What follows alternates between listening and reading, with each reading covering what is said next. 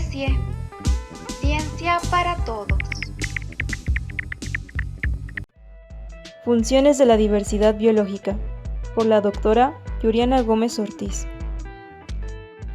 ¿Qué tal? Mi nombre es Yuriana, soy bióloga y trabajo en la Universidad Intercultural del Estado de México en la División de Desarrollo Sustentable. A lo largo de mi formación, mi línea de trabajo se ha enfocado en el análisis de la diversidad y la evaluación de algunas interacciones ecológicas entre las especies de ciertas poblaciones o de ciertas comunidades inmersas en diferentes paisajes, ¿no? En paisajes que enfrentan ciertas perturbaciones por las actividades humanas o paisajes que se encuentran inmersos dentro de las áreas naturales protegidas. ¿Qué es la diversidad funcional? La diversidad funcional es un enfoque de investigación que trata de determinar las relaciones entre la diversidad, la estructura y el funcionamiento de las especies al interior de un ecosistema. Entonces es un concepto que a lo largo de la historia pues ha acumulado varias definiciones por diferentes autores y bueno, todos de manera, la mayoría de estos conceptos tienen como común denominador que van a medir, van a establecer algunas aproximaciones para medir o cuantificar las diferentes funciones que representan las especies en las comunidades. Es decir, son enfoques, son métricas que nos permiten darle un peso extra a la identidad de las especies, a diferencia de los métodos tradicionales que son también llamados métodos neutrales de evaluación de la diversidad, como es, por ejemplo, la riqueza de especies, ¿no?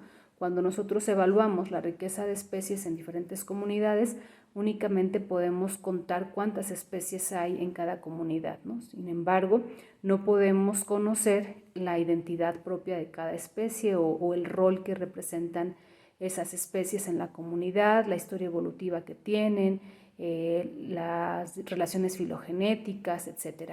Entonces, estas otras aproximaciones u otras dimensiones nos permiten indagar sobre la identidad propia de las especies. A este grupo de enfoques se les llama métricas no neutrales, ¿no? Es decir, que sí nos permiten evaluar o agregar un plus a la identidad propia de las especies. Bueno, dentro de estos entonces está la diversidad funcional, en donde nos va a permitir medir esa diversidad de roles o de funciones que tienen las especies en las comunidades o en el ecosistema de interés, asumiendo que no todas las especies que forman parte de este ecosistema pues tienen la misma función o son equivalentes, ¿no? De esta manera, la contribución de cada una de las especies va a tener diferente impacto en el funcionamiento de los ecosistemas, en la estabilidad, en las interacciones que en este se den y van a estar también influidos por las actividades humanas o bien por los fenómenos ambientales que puedan influir o cambiar estas funciones. Entonces, la diversidad funcional pues, es un concepto que ayuda a orientar a los tomadores de decisiones en la selección de sitios para la conservación o recuperación de especies, así como en la identificación de aquellas especies cuya función o cuya identidad es única y muy importante en el funcionamiento de estos ecosistemas. ¿Cuáles son las funciones de la biodiversidad? Bueno, pues las funciones ecológicas de la biodiversidad son muchas, son diversas, son complejas. Podemos pensar tal vez en algunas como la polinización, la dispersión de semillas, el control biológico de plagas, la descomposición de la materia orgánica y que todas estas funciones en las que participan las diferentes especies que forman parte de las comunidades pues van a estar contribuyendo de alguna manera a que estas funciones ocurran y estas funciones se convierten en parte de los procesos que determinan el buen funcionamiento de los ecosistemas, ¿no? Entonces, bajo esta teoría, pues se sabe que la diversidad o el mantenimiento de la vida en los ecosistemas, pues depende del buen funcionamiento de estos, ¿no? Y esto se refleja para nosotros como sociedad. Estas funciones ecológicas de las especies van a estar reflejadas para nosotros como servicios ecosistémicos, ¿no? Que estos al final nosotros hacemos uso de estos de manera directa o indirecta, por ejemplo, a través de la disponibilidad de agua de buena calidad, de aire, de alimentos, de la fertilización de nuestros suelos, de la polinización de especies de importancia económica para nosotros, ¿no? Bueno, en este sentido, tal vez pensar en un ejemplo en el cómo podemos identificar la función de las especies en la comunidad a través de la diversidad funcional sería, no sé, pensar tal vez en el grupo, por ejemplo, de los murciélagos, que es un grupo en el que participa en varias funciones de estas que estamos mencionando. Entonces, por ejemplo, imagínense que podríamos identificar la riqueza de las especies en dos comunidades, ¿no? La riqueza de murciélagos, ¿no? Por ejemplo, en una comunidad identificamos 30 especies de murciélagos y en la otra también 30 especies. Si nos basamos únicamente en riqueza, no vamos a poder identificar las funciones ecológicas que tienen estas especies en dichos sitios. Sin embargo, si sumamos esta parte de la identidad funcional o ecológica de las especies que nos permite hacer este análisis de la diversidad funcional, pues podemos sumar rasgos o características particulares de cada una de las especies que están en estas comunidades, ¿no? Entonces pensamos, por ejemplo, en una característica muy particular de este grupo de los murciélagos, que es, por ejemplo, la dieta, ¿no?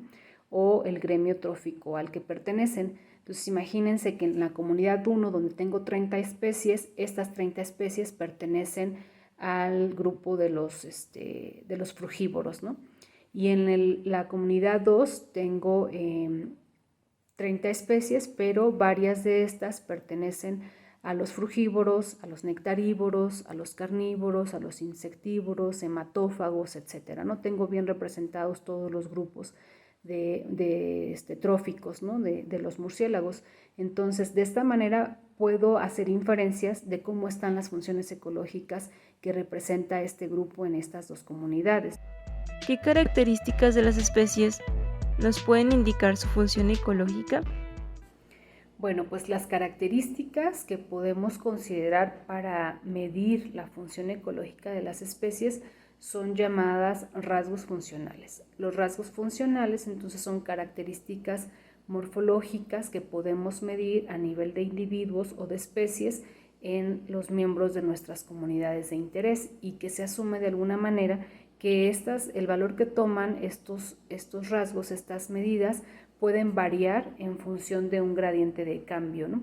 Entonces, bajo este escenario, pues se han propuesto varias características para evaluar la diversidad funcional de las especies que están agrupadas en medidas o en rasgos funcionales morfométricos que tienen que ver, por ejemplo, con la talla o el peso de las especies, rasgos conductuales, rasgos reproductivos, rasgos que tienen que ver con el nicho ecológico de las especies en sus tres dimensiones, ¿no? En el nicho trófico, como mencionábamos hace rato, el caso de la dieta, el nicho temporal, el patrón de actividad que tiene cada una de las especies y cómo puede cambiar en función de los gradientes, el nicho espacial, el espacio en el que se mueven, el hábitat que prefieren, el estrato, etcétera. Todas estas características de las que son propias de las especies son características ecológicas que las definen, que les dan su identidad y que de alguna manera se asocian con las actividades que realizan las especies en estos ecosistemas y que influyen en la adecuación de estos individuos, ¿no? Son rasgos muy específicos. Entonces, por otro lado, este conjunto de características las pueden encontrar ustedes clasificadas en diferentes categorías, ¿no? Por ejemplo, están los rasgos de respuesta y los rasgos de efecto. Se asume que los rasgos de respuesta van a ser todas estas medidas que tomemos de las especies o de los individuos que nos van a reflejar, nos van a permitir identificar un cambio funcional en las especies, ¿no? Por ejemplo, ante un gradiente de perturbación, ¿no? Por ejemplo, en un gradiente de cambio de uso de suelo, podemos ver si las especies cambian, tienen cambios en la alimentación, por ejemplo, o en la tolerancia a la temperatura, ¿no? Por ejemplo. Y por otro lado están los rasgos de efecto, que estos nos van a permitir ver de qué manera las especies ejercen ciertos cambios en los procesos o como tal en las funciones del ecosistema, ¿no? Por ejemplo, algunos cambios en la dispersión de semillas, cambios en la regeneración de la vegetación o la polinización que han sido, que cambian en función de cómo están distribuidas las especies, si están ausentes o no en función de ese gradiente de perturbación, ¿no? Por ejemplo, hablando de urbanización, cómo pudiera cambiar la polinización, ¿no? De un gradiente rural hacia la zona urbana, por ejemplo, ¿no? Entonces van a ser diferentes medidas que ustedes puedan medir directamente de los individuos o a nivel de especie y que de alguna manera ayuden a explicar ya sea un cambio en la función ecológica de las especies o en la función ecológica del ecosistema. ¿Cómo afectan las actividades humanas a la diversidad funcional? Bueno, pues las actividades humanas sí afectan definitivamente la diversidad funcional, ¿no? Hacen que esta diversidad cambie o varíe a lo largo del gradiente en el que ocurren estas actividades. Entonces, por ejemplo, hablando de urbanización, de contaminación, de cambio de uso de suelo, puede afectar de manera pues negativa o reducir como tal la diversidad funcional. ¿De qué manera afectan? Pues bueno, en términos generales de dos maneras, ¿no? Una, cambiando la composición funcional, la composición de funciones, la composición de rasgos, porque de alguna manera estas actividades humanas pueden disminuir la riqueza de las especies, ¿no? Puede hacer que algunas especies ya no estén presentes en todos los sitios de ese gradiente de perturbación y de alguna manera se pierdan las funciones que realizan estas especies en estos sitios. Entonces se cambia la composición de los rasgos funcionales, de las funciones que están representadas en cada sitio. Y por otro lado, a lo mejor no necesariamente se pierden las especies, pero sí se pueden tener cambios en la abundancia de las especies y esto también repercute en la dominancia o en la magnitud en la cual ocurre la función de esa especie, ¿no? Entonces, al disminuir la abundancia a lo largo del gradiente de estas especies, pues la función, por ejemplo, para el caso de los polinizadores, va a disminuir, ¿no? Sí va a estar representada, pero no va a ser en la misma magnitud en los sitios conservados que en los más perturbados, ¿no? Entonces, en términos generales, podría decir que afecta de esa manera, ¿no? Cambiando la composición o la magnitud en la cual se representan las funciones.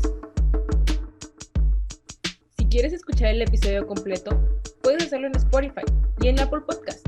No olvides darle like al video, suscribirte y seguirnos en nuestras redes sociales como Depende de la Especie.